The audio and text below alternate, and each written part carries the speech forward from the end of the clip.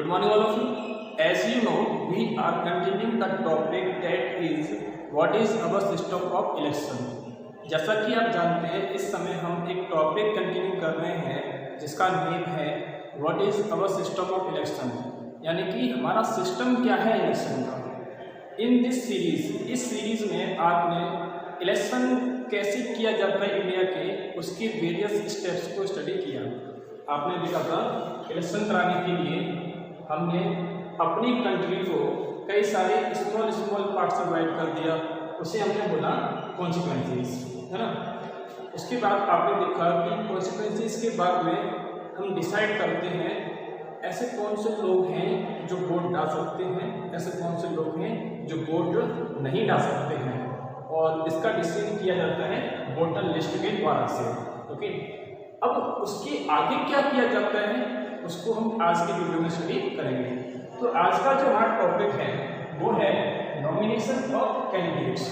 Okay, अगर इस heading की हिंदी बनाई जाए तो क्या होगा, कैंडिडेट का मतलब होता है उम्मीदवार। ओके, तो और नॉमिनेशन का मतलब होता है नामांकन, तो इसकी हिंदी बनेगी उम्मीदवारों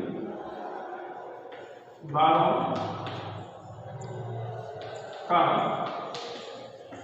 नामांकन। आज के इस वीडियो में हम स्टडी करेंगे कि नॉमिनेशन किस तरह किया जाता है कैंडिडेट का। आपने प्रीवियस वीडियो में स्टडी किया था ऐसे कौन कौन सी कंडीशंस होती हैं जिसके द्वारा से हम किसी भी इलेक्शन को एक डेमोक्रेटिक इलेक्शन कह सकते हैं। तो उसमें आपने स्टडी किया था कि कैंडिडेट जो है, जो आपका वोटर जो है उसके पास में, ये आपका वोटर है, उसके पास में रियल चॉइस होनी चाहिए, रियल चॉइस होनी चाहिए, वास्तव में चॉइस होनी चाहिए। रियल मीन्स वास्तव में चॉइस किसकी लिए होनी चाहिए, टू इलेक्ट कैंडिडेट।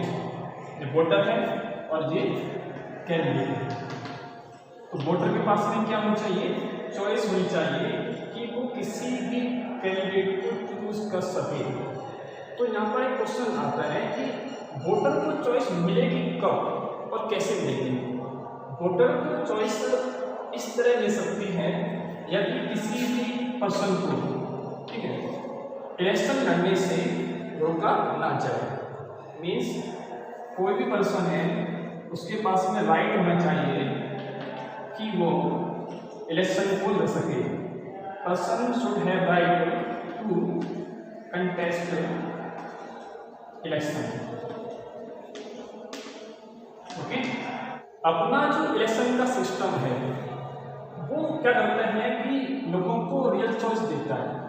कैसे देता है, क्योंकि हमारे देश में किसी भी पर्सन को इलेक्शन लड़ने से रोका नहीं जाता है। कोई भी पर्सन नॉमिनेशन फॉर्म भर सकता है और वो कैंडिडेट हो सकता है। कैंडिडेट बनना इसका मतलब क्या होता है, मीन्स इलेक्शन लड़ने के लिए किसी को परमिशन देना। ठीक है, तो हमारे देश में कोई भी पर्सन जो है कैंडिडेट बन सकता है, इलेक्शन कर सकता है।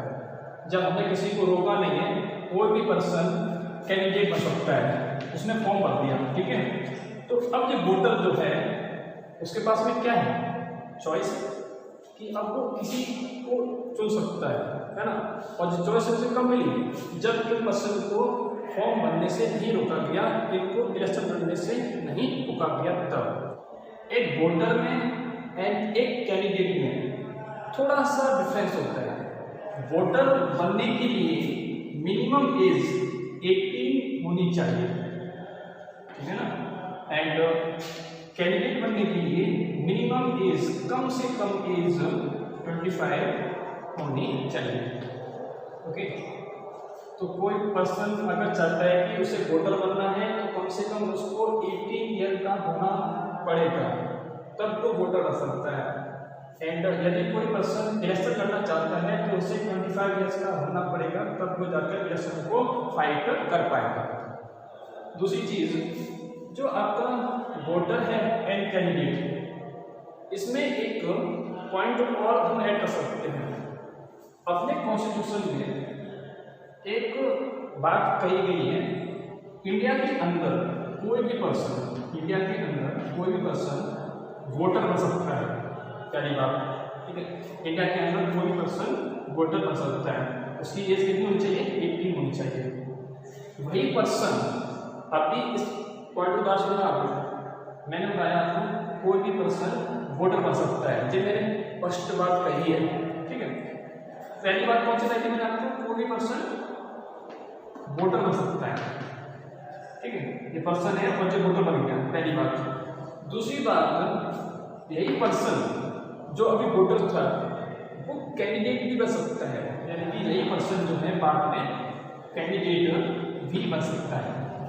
कैसे? देखिए, अभी जो वोटर है ना, बाद में इसके एक विचार आया कि मैं भी इलेक्शन लड़ूंगा, तो अब इसके मन में विचार आ गया कि मैं भी इलेक्शन लड़ूंगा। जो वोटर है इसके मन में विचार आ गया कि मैं इलेक्शन लड़ूंगा, तो अब क्या करेगा? ये फॉर्म भरेगा और ये कैंडिडेट बन जाएगा। तो यानी कि जो वोटर है वो कैंडिडेट भी बन सकता है। ओके, अब देखिए नॉमिनेशन ऑफ कैंडिडेट कैसे किया जाता है। जो पर्सन इलेक्शन लड़ने का इच्छुक है, यानी कि जो पर्सन इलेक्शन लड़ना चाहते हैं, उसे एक फॉर्म भरना होता है और उस फॉर्म को हम कहते हैं नॉमिनेशन फॉर्म। देखिए, जो आपका एक कैंडिडेट है और जो इलेक्शन लड़ना चाहता है, तो उसे एक फॉर्म भरना होगा और उस फॉर्म को हम कहेंगे नॉमिनेशन फॉर्म। इस फॉर्म के साथ साथ उसे कुछ डिटेल देनी होती है, जैसे उसका नेम है ना, नेम, एड्रेस वगैरह इस तरह की डिटेल देनी होती है। और इनके अलावा कुछ इंपॉर्टेंट डिटेल भी देनी होती है, उससे हम बाद में स्टडी करेंगे। इंडिया के अंदर किसी भी पर्सन को इलेक्शन लड़ने के लिए नहीं रोका गया। ठीक है, कुछ केस में, कुछ ऐसे भी केस हैं जहाँ पर हमने किसी पर्सन को इलेक्शन लड़ने से रोक दिया है।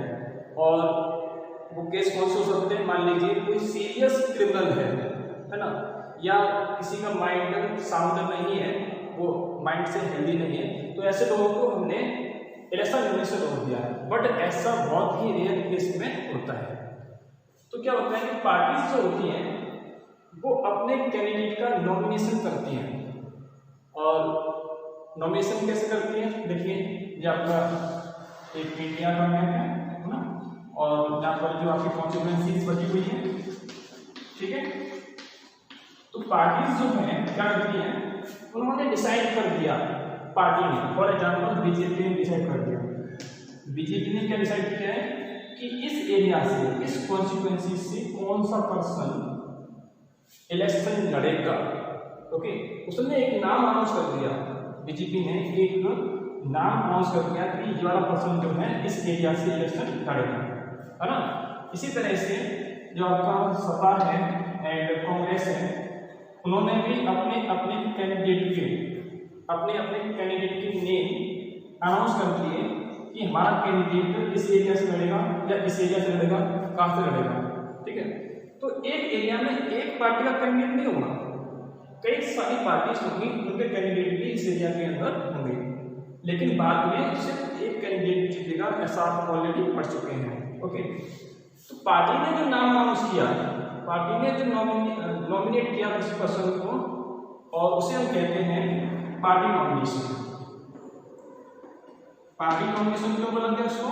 क्योंकि पार्टी ने नेम अनाउंस किया है किसी भी पर्सन का कि वो किस एरिया से इलेक्शन लड़ेगा।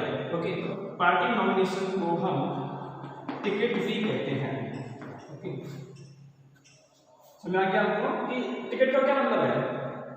टिकट का मतलब गाड़ी में बैठकर टिकट लेना, इसका मतलब ये नहीं है।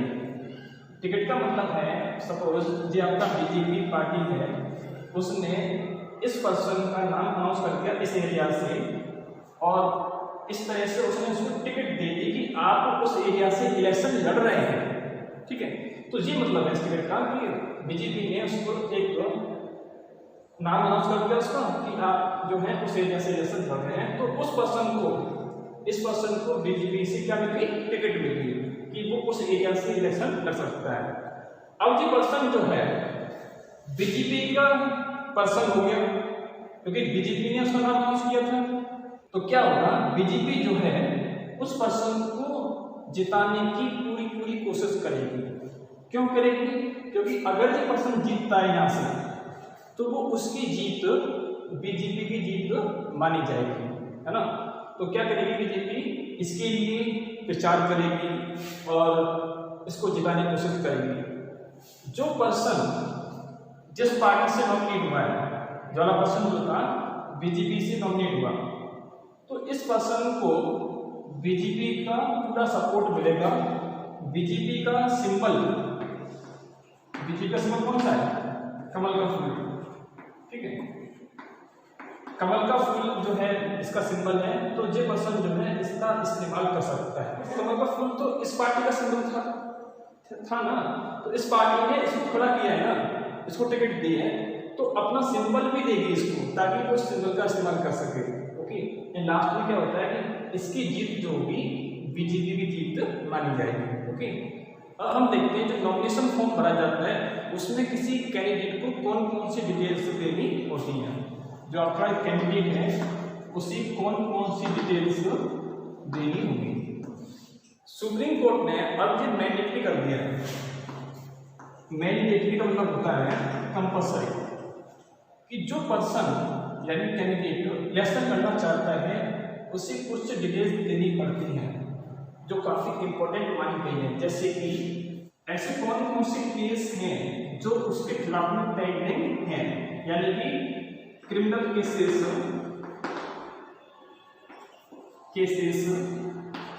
पेंडिंग अगेंस्ट यानी कि जो पर्सन जो है आपका कैंडिडेट है उसे एक डिक्लेरेशन करनी होगी,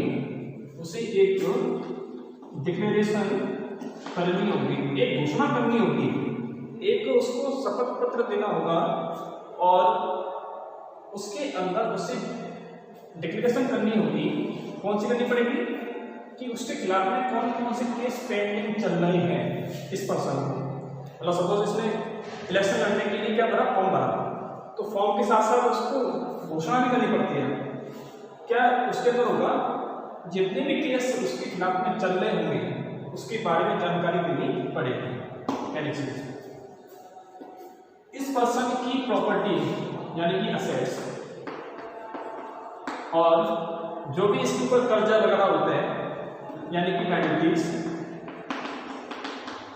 इस पर्सन को अपने साथ साथ अपनी फैमिली का पूरा इनकम का डिटेल देना होता है।